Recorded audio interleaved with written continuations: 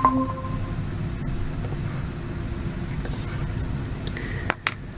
how are you? Is anybody else here? Well, I think people will be coming in, but I haven't seen anyone yet, so. Oh, okay. Well, I have my breakfast with me. So. Oh, good. I don't know whether we should wait for other people to come or not, but actually, let's see. I have this paper that just got published. Finally, let me present now. So, and then thank you for the paper you sent. We'll talk about it later. Sure. So this is a new paper in the journal Neuroinformatics. Ujjwal. Hi. This is a paper in the journal. Let's see, I didn't put the link in the chat. I'll put it here. And so this is the version of the paper that this paper originally started as something we were going to submit to a special series on OpenWorm, and it was the DevoWorm contribution. And it wasn't a very good fit for that, but then we ended up submitting it to another journal and then getting it accepted here finally. This is Neuroinformatics. This is a special issue on the Neurocommons. So they're interested in all different, approaches to neuroinformatics, which is, the sort of informatics study of the brain. Hello, Shruti. And so we're contributing to this chapter, or this special issue.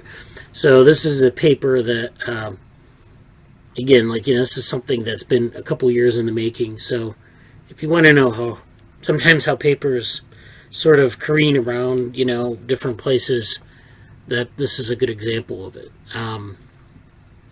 This paper, it's one of the series of papers that we did from the secondary data from C. elegans that I think everyone in the group is familiar with.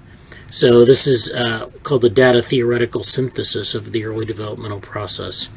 So what we do is we go into C. elegans as an example, and we use C. elegans to use some of the data that exists out there, the secondary data, to look at C. elegans embryogenesis in different ways. Look at the timing of cell division and differentiation. Look at other properties of embryogenesis.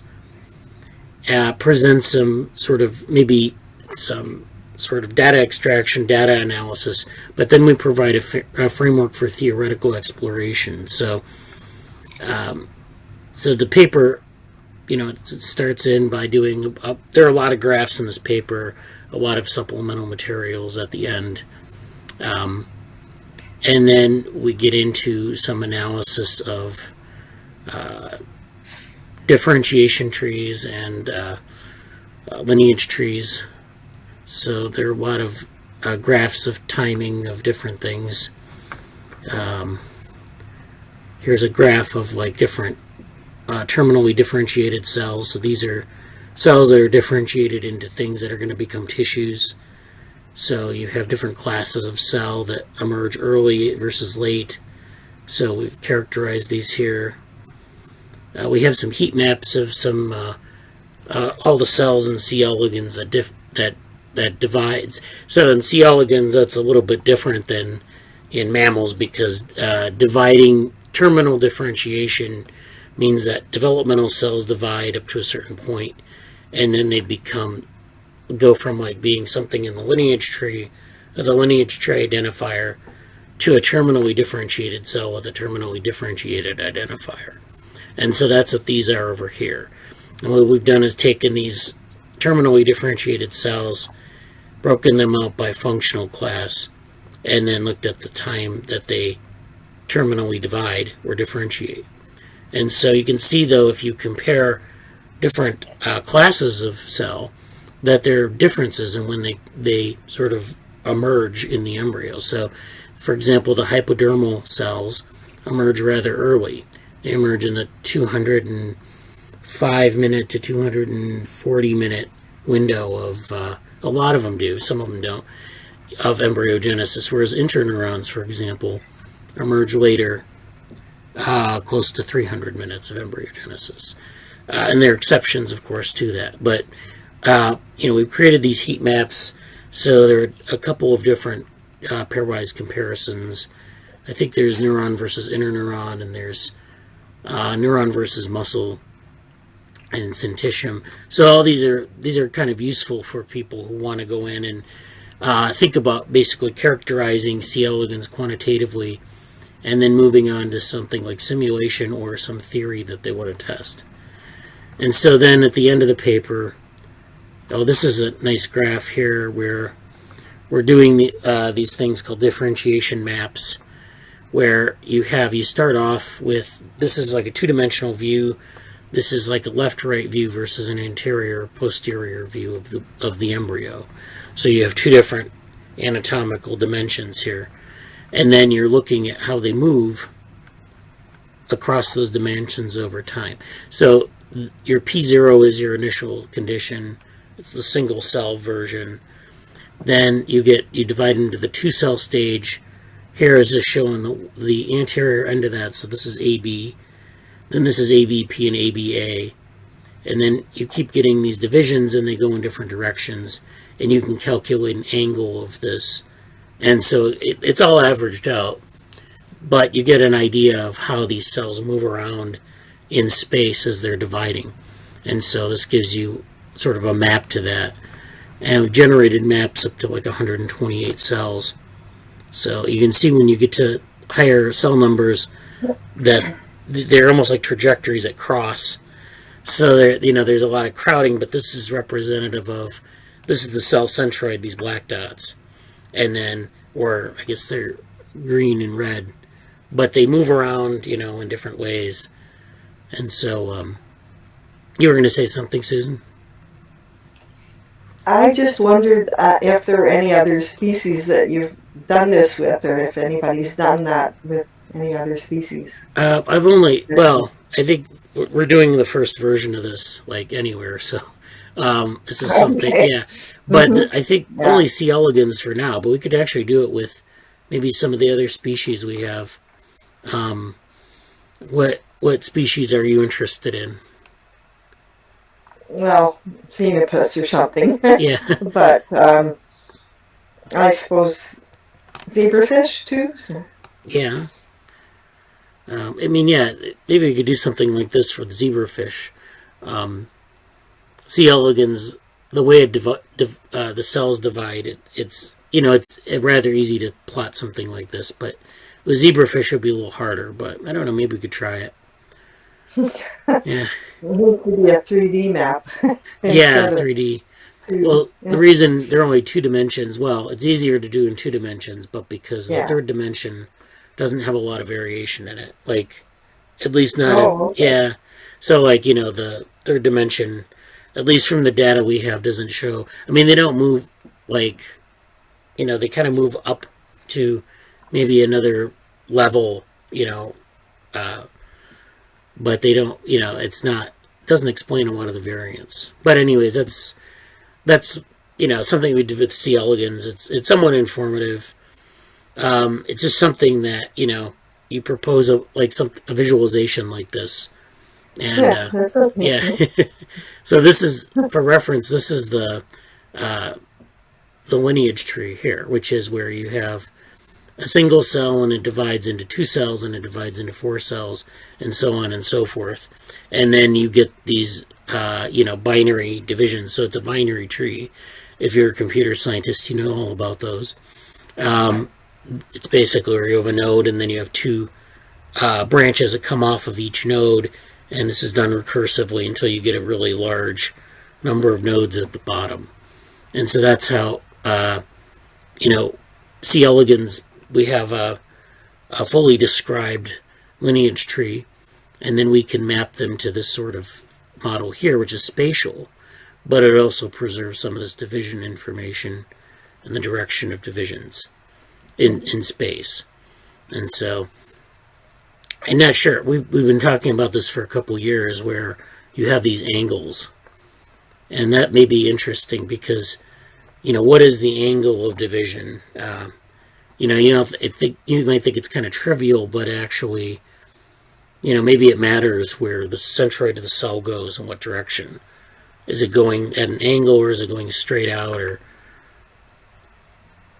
And so you could actually predict some of the physics too of some of the cells, like, what is the physical process that leads to something like this, where it's like a 180-degree angle around, where it's going in left versus, almost like a left-right split, versus something like this where it's very narrow. Let me find an example of a narrow one. Well, this one's narrower here, So, or actually not. This isn't the same one, but you can see my point is that sometimes you have sort of narrow angles, sometimes you have wide angles. So, and then we get into this idea of synthesis of data and visualization. So we kind of talk about visualization as well. So we're kind of creating visualizations here. And, can we say something about that? And then future directions and analysis. So this is kind of touches on some of the machine learning stuff for segmentation. And there are a couple other papers I could have cited in this, because I found after how you always try to cite as much as you can, but you always find that you're missing papers that you wish you cited. But I think it's a good little kind of establishing. It kind of goes into the future of segmentation more than like what's going on right now. Hi, Krishna.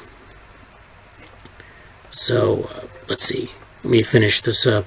So then finally, each of these figures are considered in terms of theory construction. So this is a nice area that I don't think a lot of biological papers usually talk about, but there's a whole area of study called theory construction. And so this is actually sort of people talking about how to construct theories.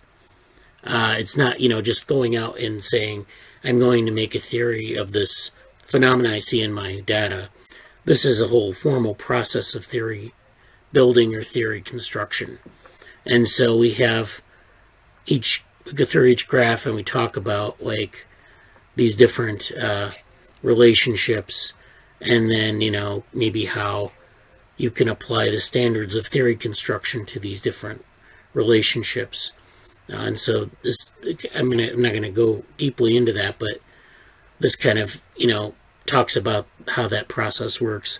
And then kind of maybe suggesting a future direction, which is category theory, which is a tool from mathematics that is rather recent, but it's something like set theory, but it's much more, it's much different than set theory, actually. Mathematically, it allows you to build these categories of different functions and different groups, and then apply them to things like dynamical systems or other types of approaches. And so I had there was a longer, more to be said on this, but they didn't like it, so it got cut down. But that's an area that I think Jesse and I have talked about category theory. So that's something that might be a future direction if people are interested, is the category theory of development, where you're applying this technique. Now, I do warn people that it's somewhat inscrutable because it's a mathematical field of mathematics. So, that's something that you don't necessarily, know maybe in advance, and you get involved and you don't know why you got signed up for it. But, I don't know if anyone's talking about this right now. So that would be a sort of a frontier area. So, these are the, there's some sources of data, because this is a informatics journal. They wanted us to have our data, our secondary data that we have in the GitHub repos, and then the references. And then there's some supplemental materials at the end. So again, if you join late, I'll put the link to the paper in the chat.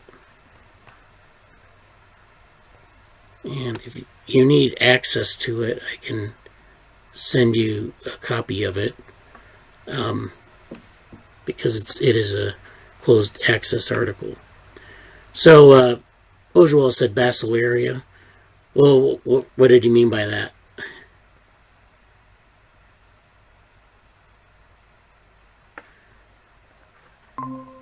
I think that was like meant to be like asking about versus C. elegans, or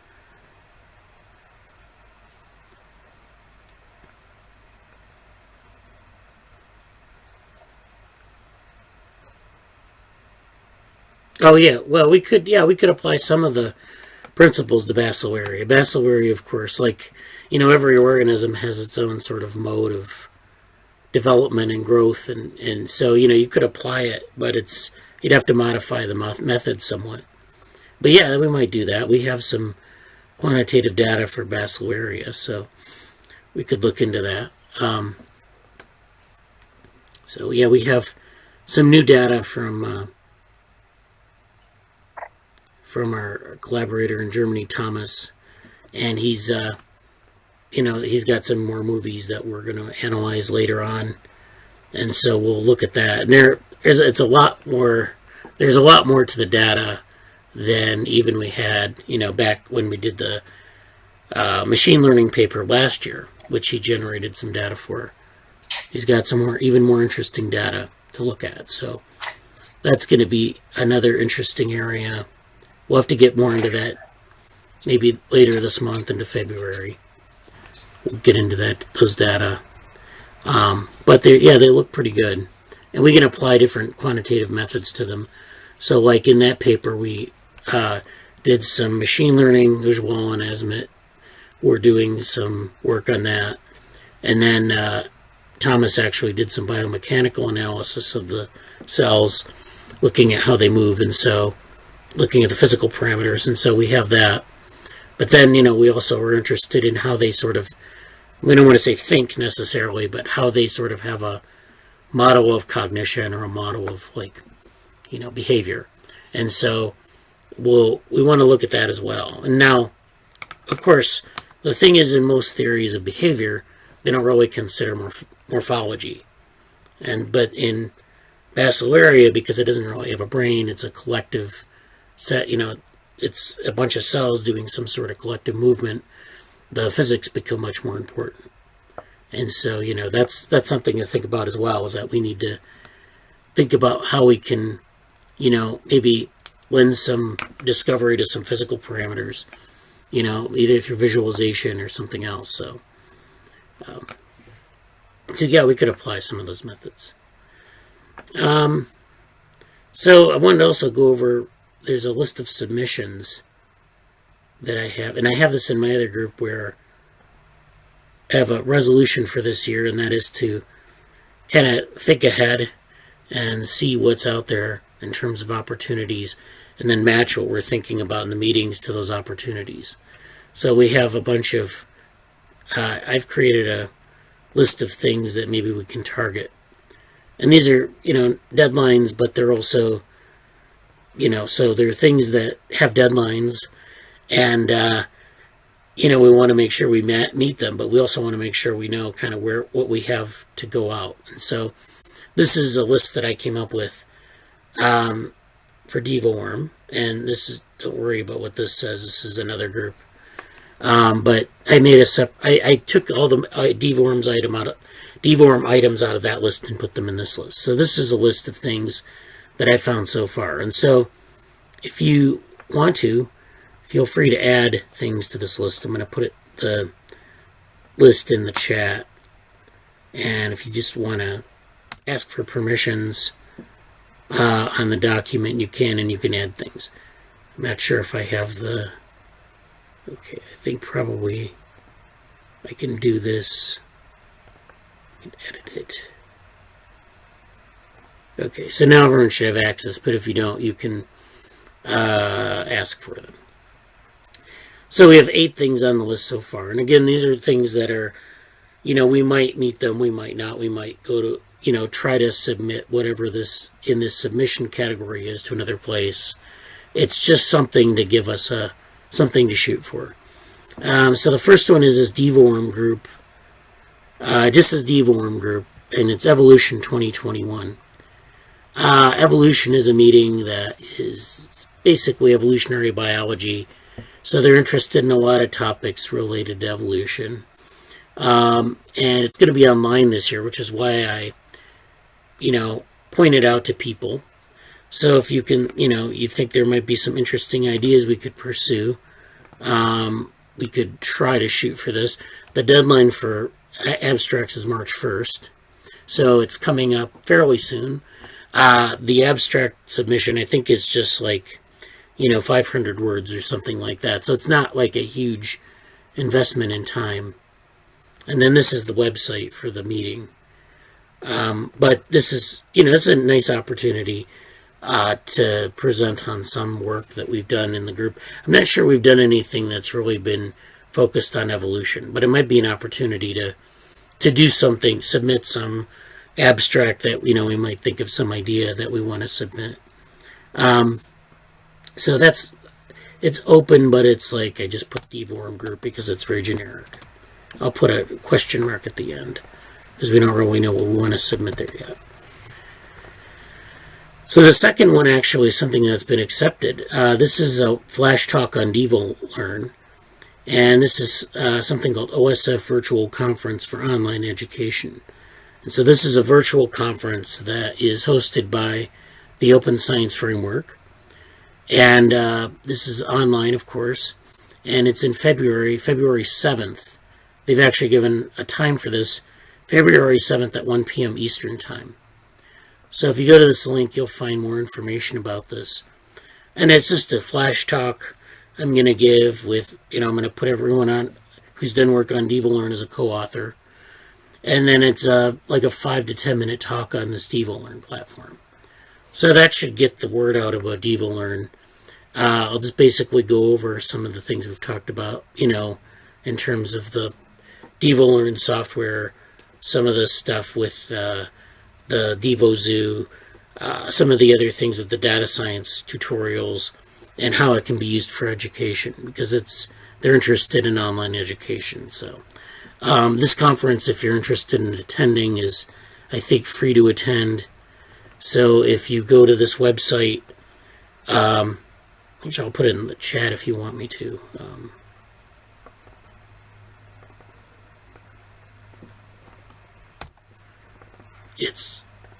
It's coming up soon. And, a lot of strategies for online education if you're interested. The next one is this abstract. This is something that I think, I don't know if Ujjwal, Mayuk, maybe Krishna and myself have been working on, and Mainak. And this is Growth Form and Theory of Deep Learning. That's the name of it. And so, actually, here's it. Let me find the actual, that's not the one. Okay. Is this it? I think so. Okay, I have a different name to it here. But this is the thing we've been working on. Morphogenetic Patterns and the Theory of Deep Learning. So this is an abstract we've been working on. I was thinking of submitting it somewhere else, but that didn't happen, so we're going to shoot for another venue. We've been working on this abstract. And again, if anyone wants to join in, let me know, and I can, share the draft with you, or you can make a commit to this GitHub repo. This is Public Lectures, Morphogenesis, and Theory of Deep Learning Abstract. So let me put a link in the chat on that. And if you're interested in submitting, just issue a pull request on this. So it's basically an abstract. Right now it's an abstract. It might end up becoming longer. And of course, if it gets accepted at a conference, we can do a presentation on it, and there will be more to it. But the idea is to take a lot of the ideas that are going on in deep learning and look at sort of the network as a way to model development or to approximate development. So, we start talking about the special properties of deep learning networks and what they do, and then, how they relate to development. So it's still pretty, I think we need to go through a couple more rounds of revision on this, but I think it's an interesting area. I've seen some things also. I've talked to some people regarding, this topic, and it seems like there's something there. Nobody knows what it is, but we're just kind of at the cusp of understanding what it is. I think my opinion of what it is that these networks. So we've done some work on using cellular automata to generate patterns that look like embryos, and so you can do this. You can use one of these cellular automata models. You can model like some sort of pattern formation. You can model something that looks like embryogenesis. Of course, it's not embryogenesis, but it looks like it.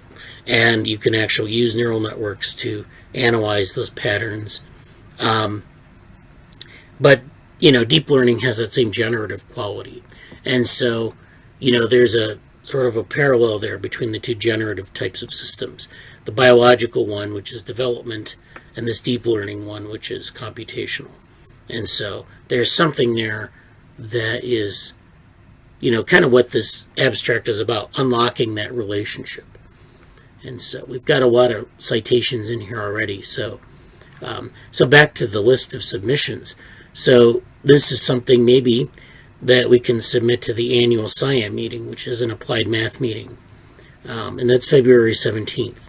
Now, the reason I suggest this is because this is a place where it's both a lot of people coming, and this is a virtual meeting, and it's somewhere where I think they're going to have a good track on sort of like the fundamental properties of these kind of networks. So, if we want to do, if we want to get in touch with people maybe who are interested in the math part of it, but not necessarily know much about the biology part, or they're biologists who come to applied math meetings. People, sometimes biologists with a pretty good background in math. So I think this will facilitate a lot of discussion, if nothing else.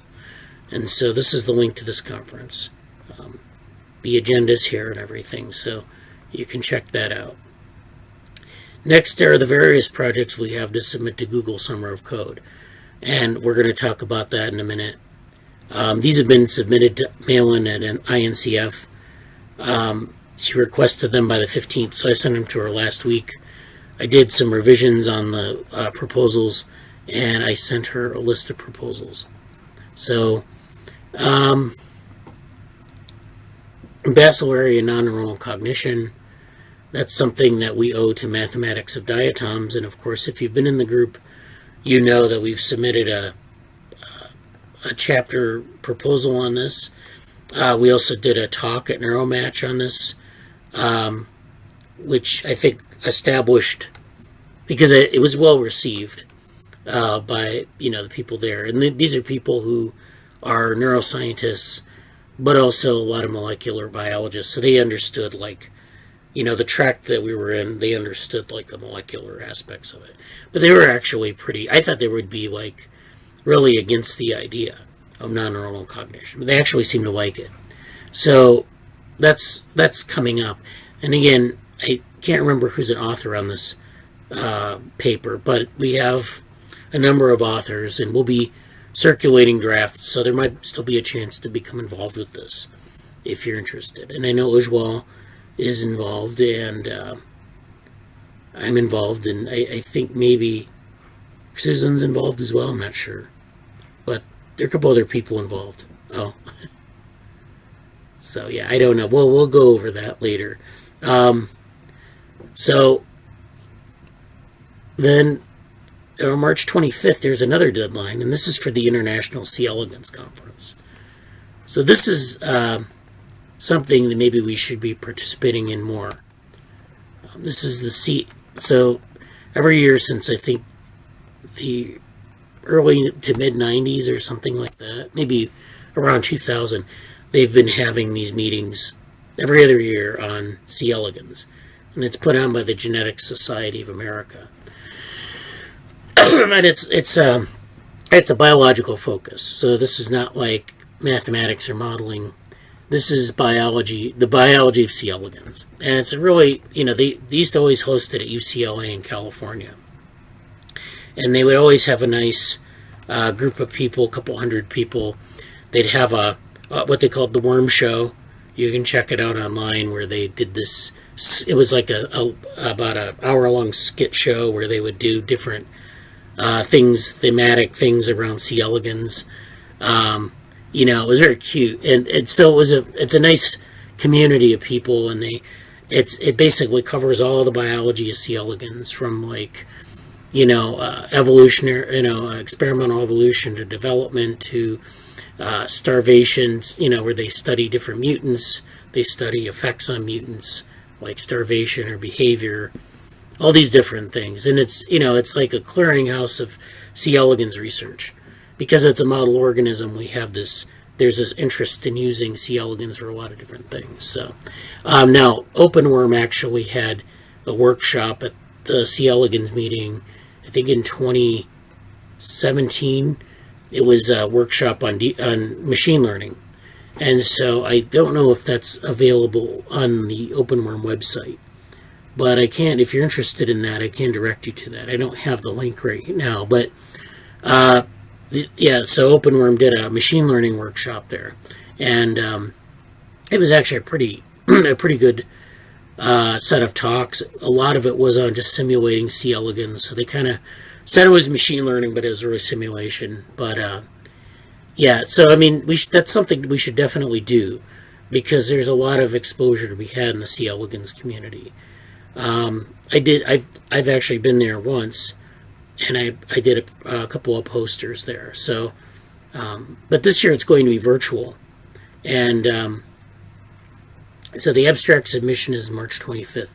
So if we think of something maybe that's more biological in nature, or even something that's computational but is very grounded in biology, we might submit it there for an abstract.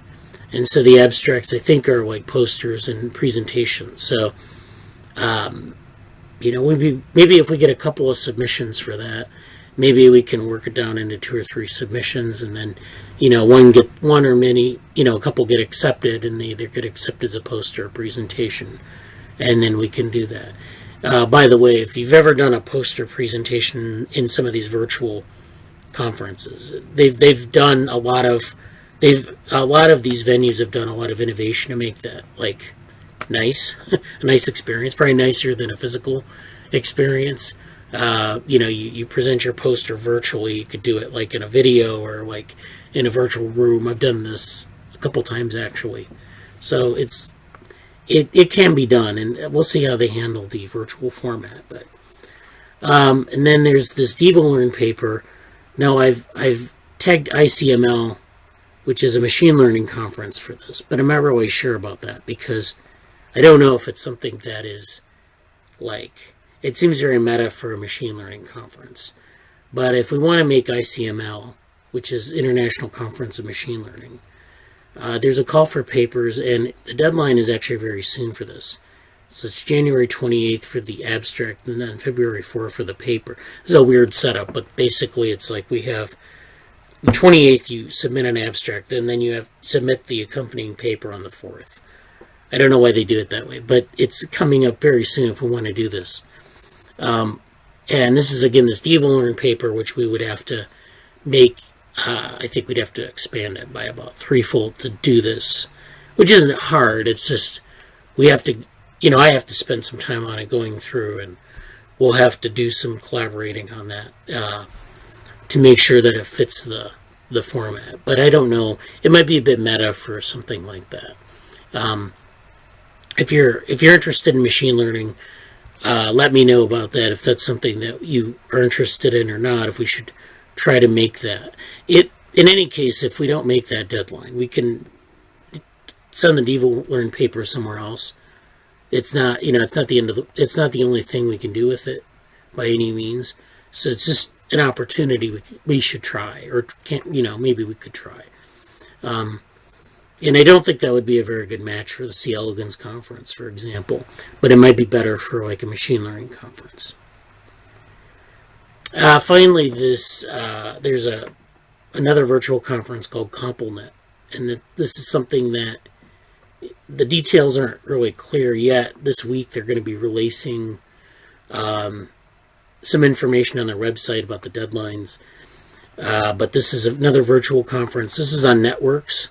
So this is something that we've done some work on embryo networks that we might extend out to this conference.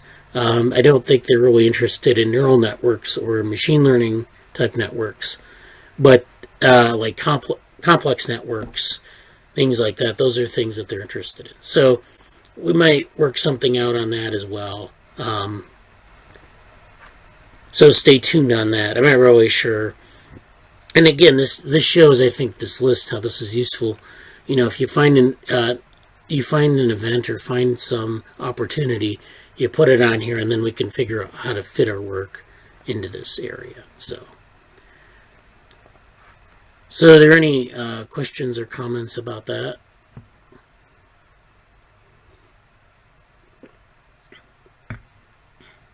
Okay. Again, if you want to add to it, please do. And I'm sure there's things I'm missing. So if I'm missing something that the group is, maybe that would benefit the whole group, please put it on there. I know there are a lot of side channels too that we do, like, things that like maybe one or two people are involved in there. But so, it's a way to like kind of make sure that gets to a broader audience. So why don't I move on to the Gsoc proposals? Is there anything anyone wanted to mention before we move on, or?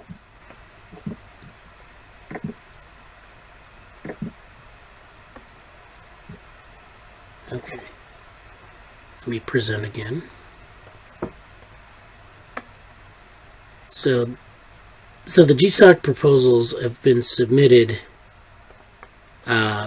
to Mail-In and INCF, and I had actually 4 things, and this one, I'll get to that in a minute. So we have 4 proposals. The first one is upgrading DevoLearn. So this is the one that we talked about that builds on the existing DevoLearn platform. And this is, again, and so Mail-In answer, like, she responded to my email by saying that she wanted to congratulate us because we always come up with like the most interesting projects. So I think that's a nice little, I mean, maybe not the most of any group, but like definitely they're very interesting. So this is, I mean, I think you all know by now what this is going to involve. Upgrading DevoLearn. I think this is actually the description that I sent her here, this short one. And then what I did was I put a link to this document in the description. So when a student is going to the website that they're going to put it on, they'll see this description, and then they'll be able to go to this document for more details. So these documents, we definitely want to add to them over time because students are going to be engaging with us on these proposals, and we want to give them as much information as we can about it. Preferably in something like this, which is like a doc sort of approach, where they can look at the docs and get some ideas. So this is the description that they're going to get on the website. So this is the pre-trained deep learning models, and then this is just basically how will you improve upon it. So your goals will be to improve overall performance in terms of accuracy and generalizability, enhance functionality using a graphic user interface, and perhaps add additional pre-trained models to the library. So this is kind of a combination of what the extending DevoLearn and then a little bit of what Krishna actually proposed. And so that'll be in this project. And then here's some of the details here. I didn't add that into the description online, but I'll give them a bunch of resources here to go to. The next project is this, not that one yet, but this is the one. So this is the one that builds off of the diatoms or the Basilaria project. And so this project will be to improve upon a deep learning model that extracts morphological features and microscopy images of Basilaria. And so this is something that we're improving upon the existing Basilaria project, which I've linked. And then also contributing to this DevoWorm AI platform or set of library of machine learning models, which is a link here. And then describing a little bit about what that'll be. And then I think we'll add some more things in here later. If I get students interested in this and they ask questions, we can put the answers in here. Of course, they do this. I think they're going to do this on Discourse. So Discourse is like a chat platform where you engage with the students, they ask questions, and you answer them. And it's there for the entire group of people, but we could put it here as well, just so that, when they go to find out about this, it's somewhere where they can actually find it. Then there's this digital microsphere, which is something that is built off of a description that Susan mentioned in the last meeting. Oh, it's not coming. There we go. So this is a digital microsphere for observing neural plate development. So this is a description of sort of the idea that you have this microscopy data, and then you have these different views, and you're basically warping the views to create this continuous or this mosaic surface that we can explore. And I didn't really put down, I said you must be proficient in C++ or Python or maybe topological techniques, and it'll be up to the student to propose a viable solution. Then I gave them some readings, and I don't know, we'll see if people apply to that. So now it's just a matter, again, of these projects. People will come, to INCF. INCF will publish these ideas sometime, I think, next month. And then they'll be asking questions. They'll be sending inquiries about it.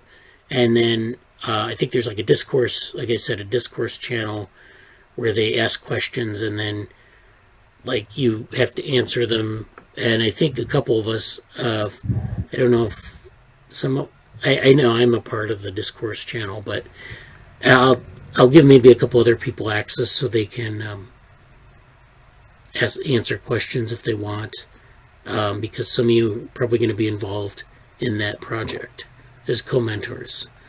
So I'll give you more details later. But so this is a good opportunity. Now, all these projects might not get accepted, but that's the world of Gsoc. It's also a bit shorter this year, so we'll see what we can actually do. That's why I left these open-ended, because then there's this whole thing where they build a schedule where they have to propose a solution in a certain amount of time. So it's going to be like 10 weeks this year, so it's going to be a lot harder to fit together. Now, there was one more project that I couldn't get it in the shape that I wanted it for this. This is the DevoNet. This is the one that Krishna proposed.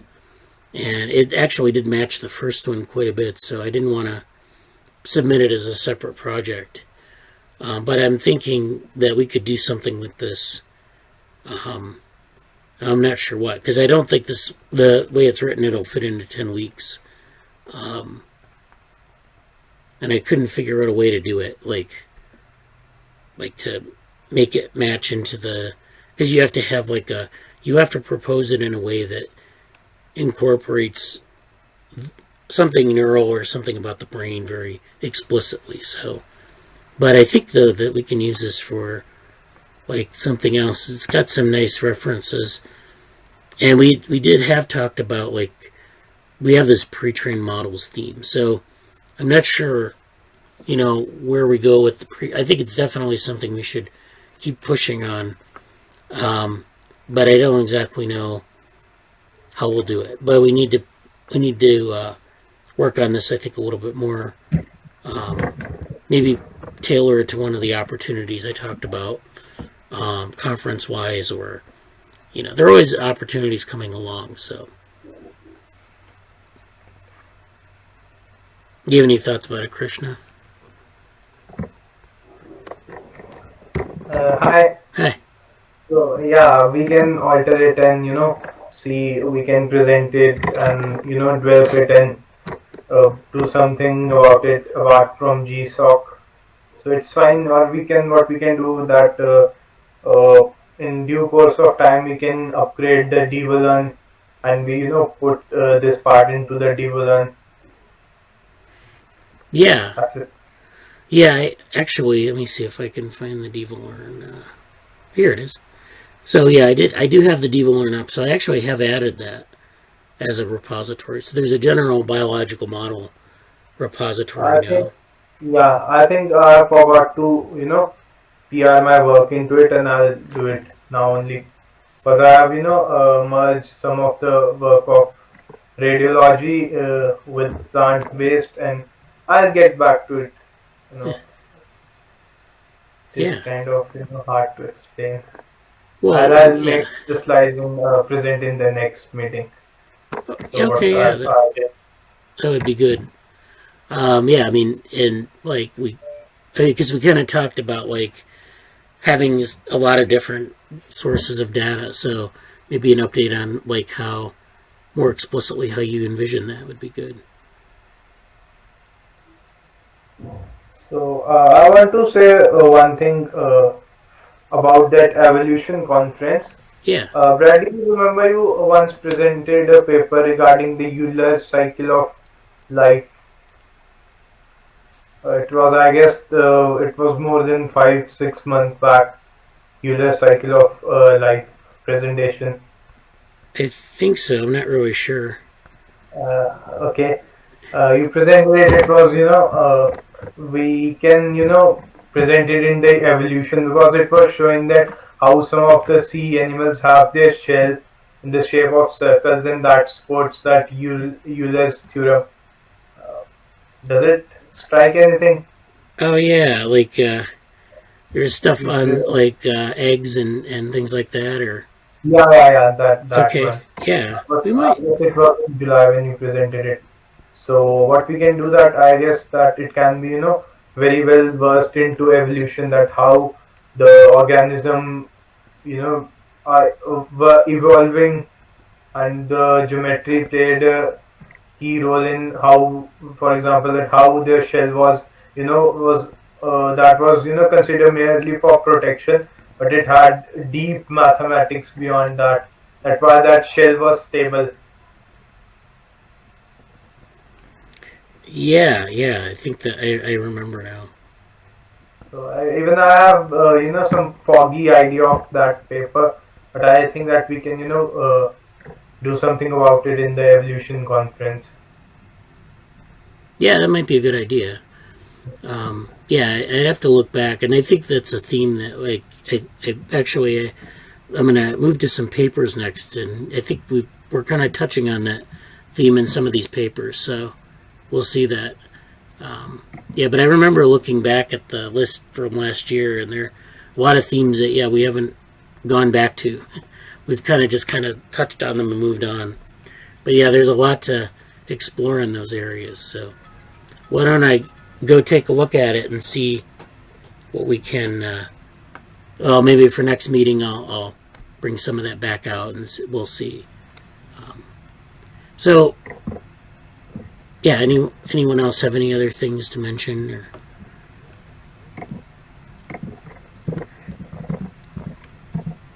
I wanted to move on to the papers here. So we have a couple papers here. Let's see. Susan sent me a paper on life force, which is, we'll get into that in a minute. Let's see. This is the new group paper. I talked about that. So why don't we get into the life force paper? So this is something Susan sent me on. It's a feature in Nature, and it's about basically the physics of development. So scientists are pushing forward their understanding of the role of mechanical forces in the body from embryo to adult. And so this is a zebrafish embryo, and this is an imaging where they're imaging some of the cells. So this is what it looks like in a certain stage of development here. You have the head, you have the notochord, and you have the part of the body here. So, the zebrafish is going to extend out. This will be the tail, this will be the head. But what they're talking about in this little feature is they're talking about forces and physical forces that push this embryo, push the cells around. So that map that I showed you in the paper, it has these little arrows. It looks like a map of different lines radiating out from dots. So what that would be one of these cell centroids, which are these colored dots here. And it would be, if it divides and it has two daughter cells, they move in a certain orientation away from that original position.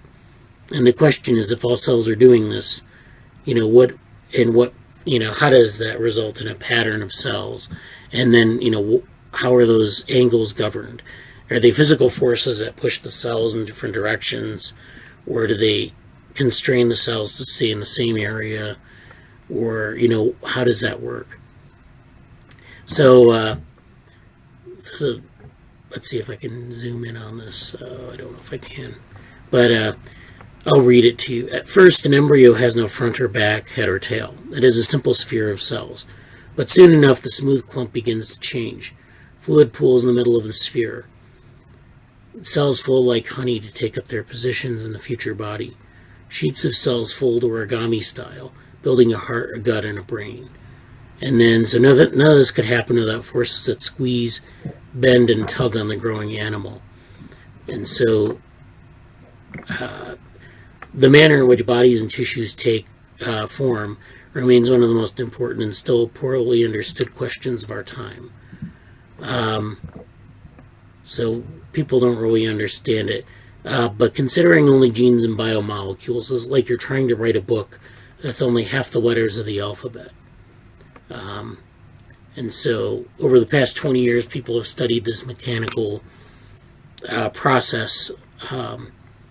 And so these are a lot of different techniques to do this. And this is a nice graph here, pressure to develop. This is a figure that shows a couple of different images here. This is a mammalian embryo that's sculpted by force, but from pressurized water bubbles. Embryos arrange their cells around a cavity, isolating the cells that will become the fetus. Bubbles appear and then pull to create this pattern. So this is where the embryo... was that? We had that was the embryo fracking. Oh, yeah. Paper that we looked at earlier.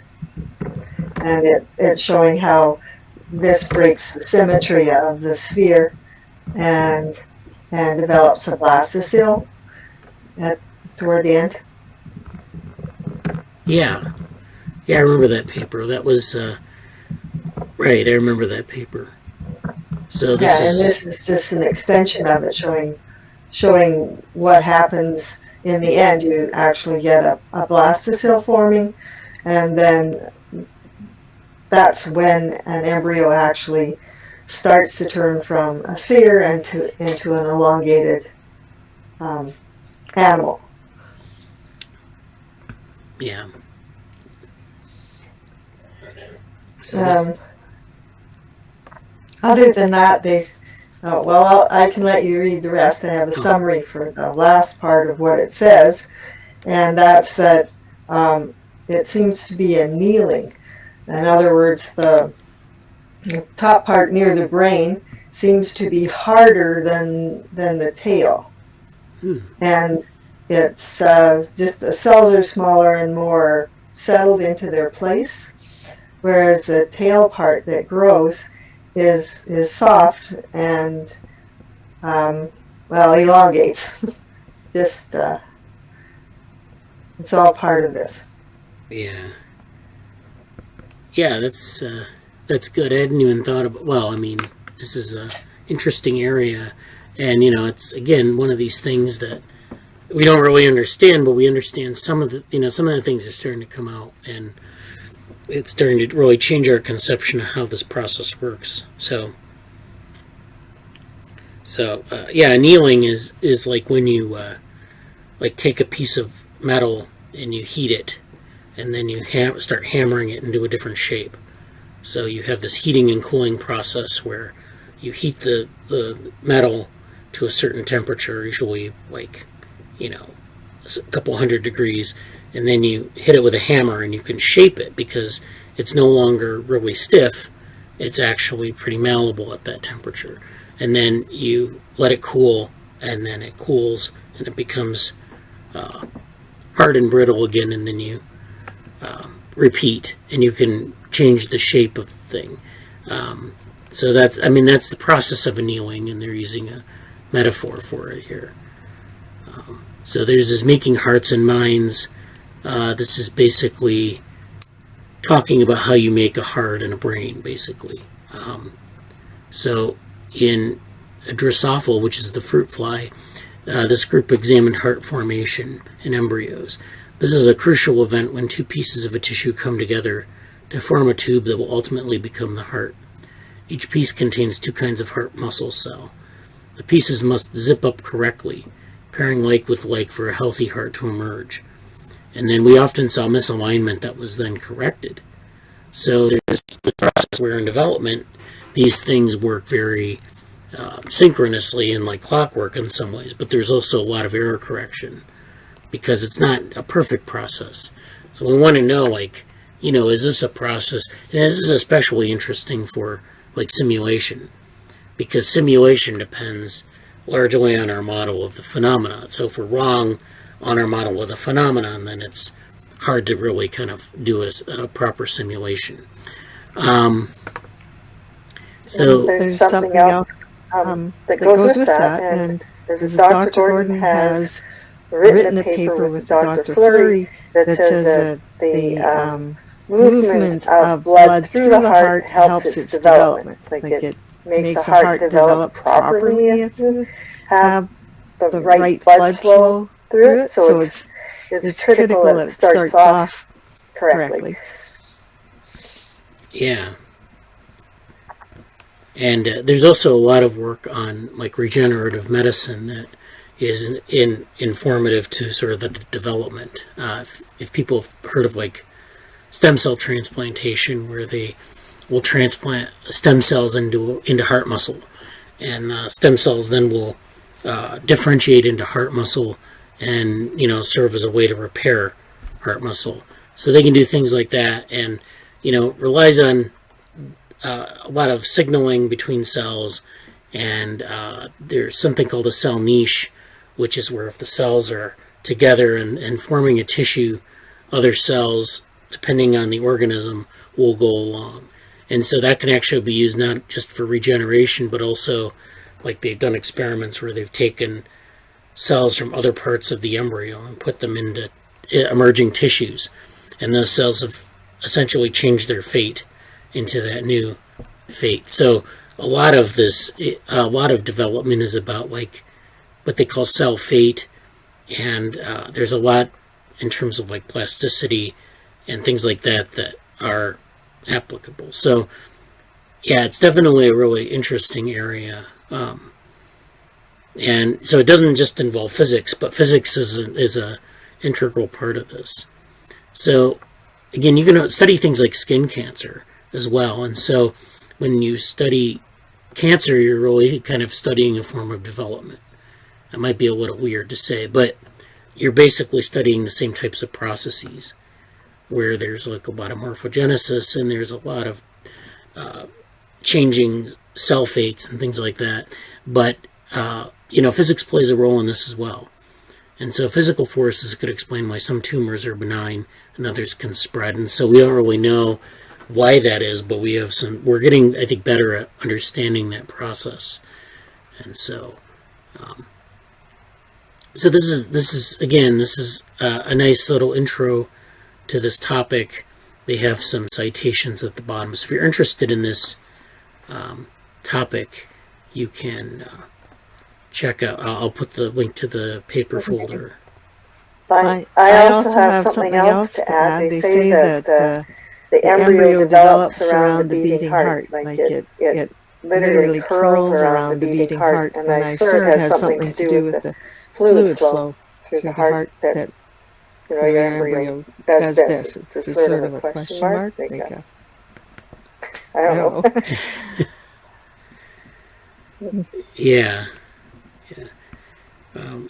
I think like a lot of this stuff that we're talking about is really kind of well described using animations, and I've really wanted to kind of bring more animations into the group, but I haven't been able to find a good way to do that. So, but I mean, I know what you're talking about is definitely like it's cool, but I wish we had an animation of it, like we could see, how it works. So I think I would really.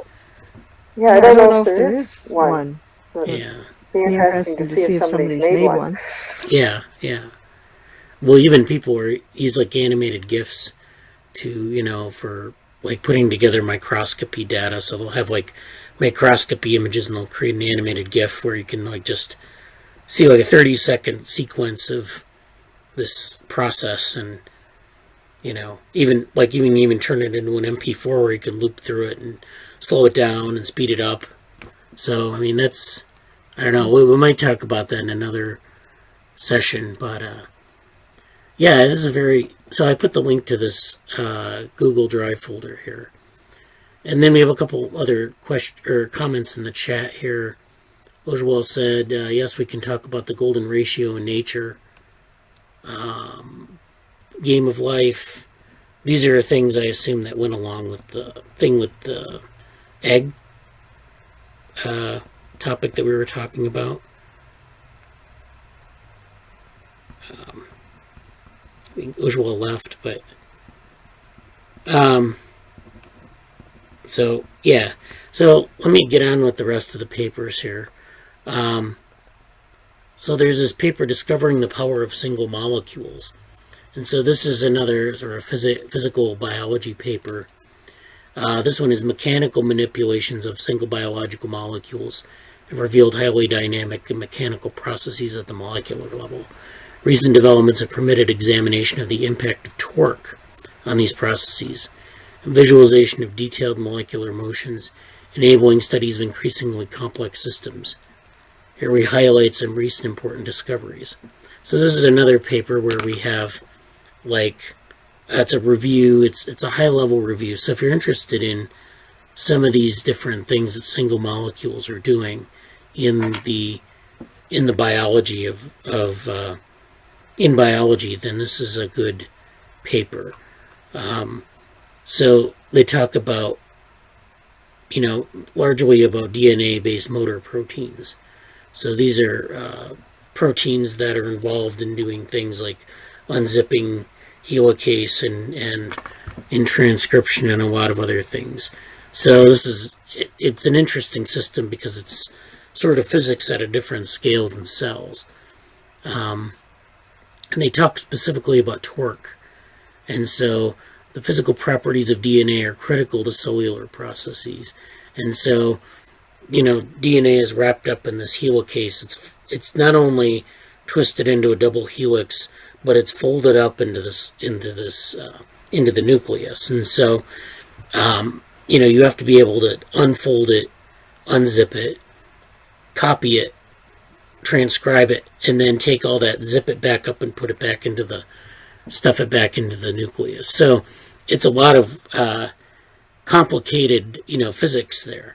But, and this paper talks a lot about what's going on there with that. So I don't know how relevant this is to the group, but it's definitely interesting from a physical standpoint. So they talk about the torque generated during transcription. So if any of you are interested in transcription, which is a fascinating process, this is a nice, way to sort of it captures your imagination. There's a lot of interesting stuff in this paper.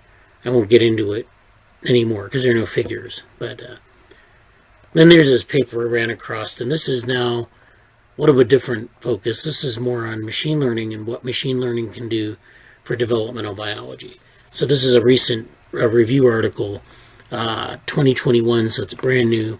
It's basically sort of a position paper on what machine learning can do for developmental biology. And they point out that developmental biology has grown into a data-intensive science. So you're doing a lot of high-throughput imaging and multi-omics, which is like, these different sequencing techniques. And I guess the term omics means like, some sort of sphere of influence. Like they'll talk about the genome, which is like the study of genes. And just omics is just a catchy term that they've used for it. So now we're talking about applying machine learning to this. It allows us to make sense of large data sets with minimal human intervention. They're tasks such as image segmentation, super resolution microscopy, and cell clustering. And so they introduce key concepts, advantages and limitations of machine learning, and some application domains. So this is one person's view of this. I think it's a good it's a good review overall. There aren't a lot of these reviews in existence right now. So it talks about microscopy, of course, image segmentation, which we've done in this group. There's also large scale screens and tracking, so you can do things like look at movies and look at different phenotypes, knowing what the genotype is, and do screening, what they call screening, which is screening for different mutations and their effects. So like a lot of these types of reviews, this is going to become outdated soon. So, but I think at this point it's a good review, and it talk a lot about a lot of interesting topics, data integration, and then they talk about some of the types of machine learning like classification, ranking, manifold learning, clustering.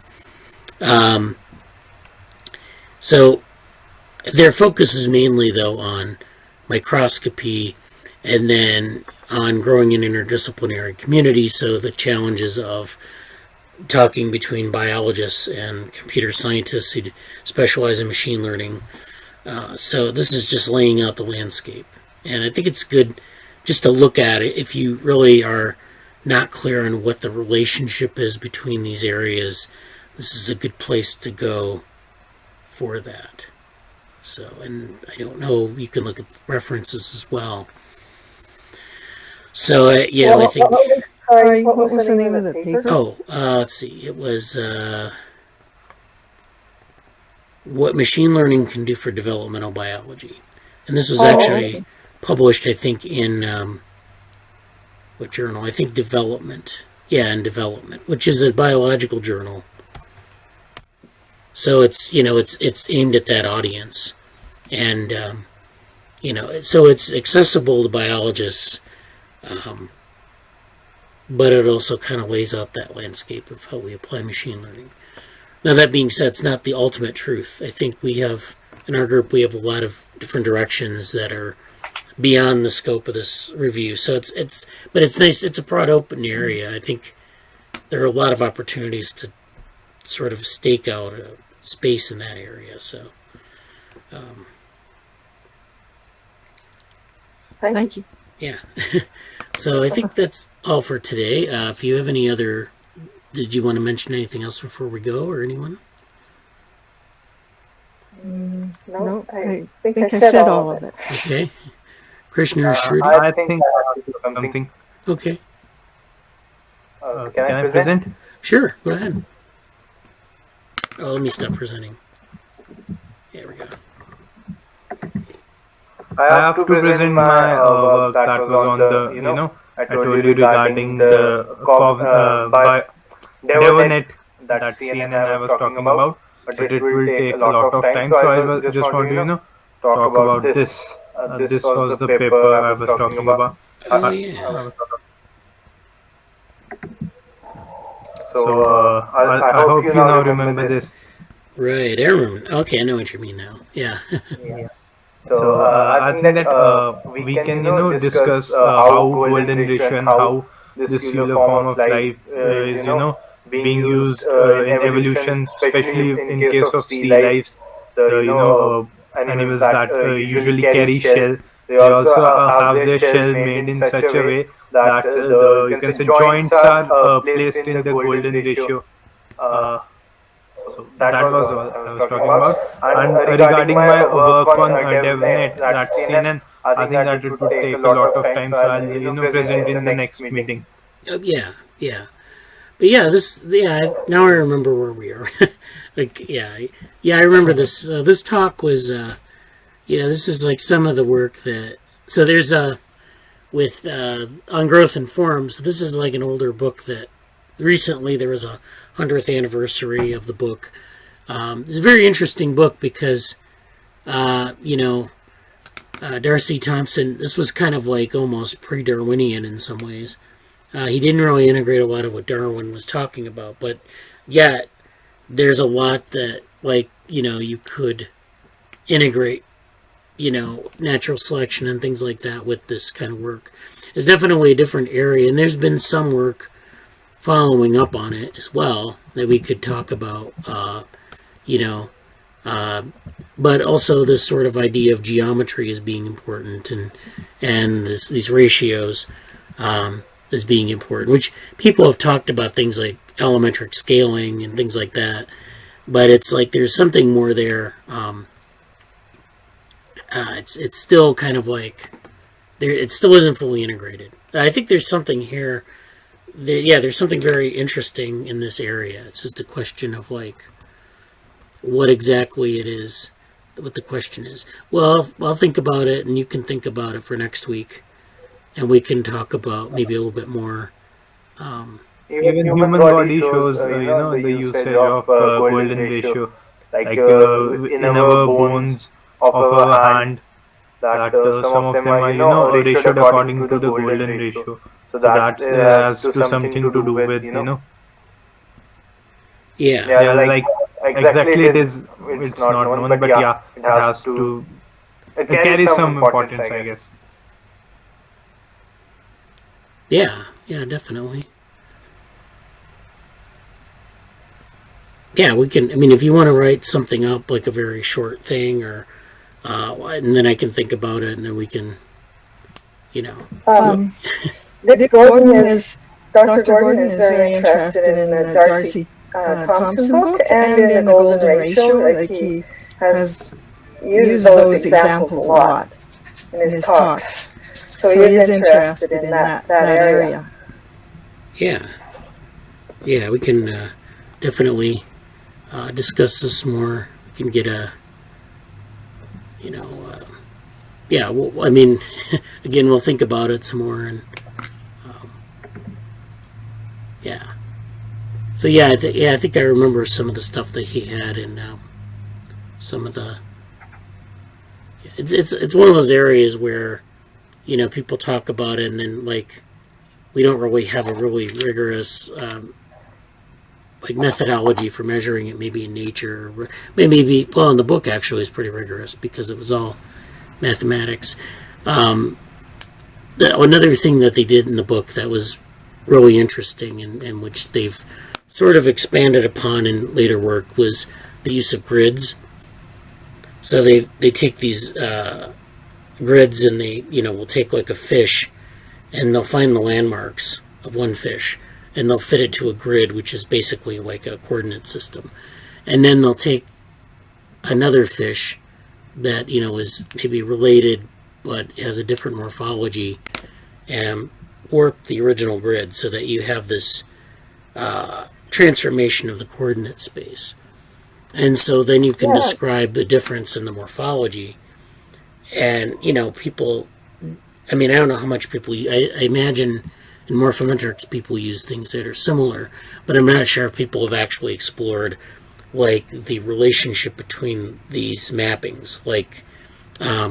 It's a little weird to think about, but, if you have, say, one mapping versus another mapping, how do you describe that relationship? Is it, are there steps that you have to follow to get from one mapping to another and that are sort of, related in some way. You could draw like an evolutionary relationship. Dick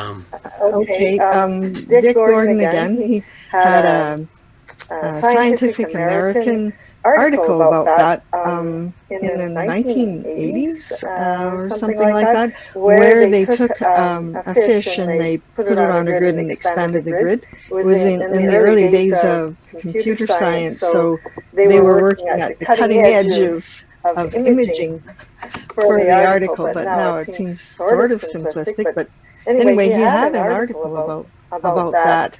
You can ask him. Yeah, well, yeah. So I mean, there's a lot of opportunity, I think, to say something here, but we'll see. Yeah. Well, to try to get Dick involved. He's passionate about that. So. Yeah. So, any other comments or things that we want to talk about this week? Shruti, did you have anything to add, or? Okay. Okay, so if that's all we have, I think we're done for today. Again, if you have anything to add to the list of things, then maybe I'll add the thing on Darcy Thompson, or on Growth and Forum. We'll follow up, and then I think if Krishna wants to do a presentation on his stuff next week, we can do that as well. Okay. Bradley, nice t-shirt. Oh, thank you. I think it's the first time I'm seeing you in this color. Oh, yeah. Usually I like gray. Yeah. Yeah. Thanks. Yeah. Okay. So, yeah. Bye, Susan. Bye, Bradley. Talk to you. Yeah. Bye. Bye.